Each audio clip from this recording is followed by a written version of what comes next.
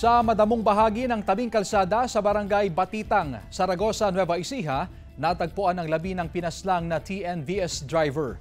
Hindi matapos mangako ang mga sospek na ituturo nila sa NBI kung saan naroroon ang labi ng umano'y hinoldap at pinatay na TNVS driver. Pasado 1:30 ng madaling araw kanina, nang pirmahan ng 2 sa 3 sospek ang kanilang sinumpaang salaysay habang nakaasiste ang kanilang counsel o kanilang abogado na nagsasaad ng kanilang pagsuko at kahandaang ituro ang kinaroroonan ng nawawalang TNVS driver.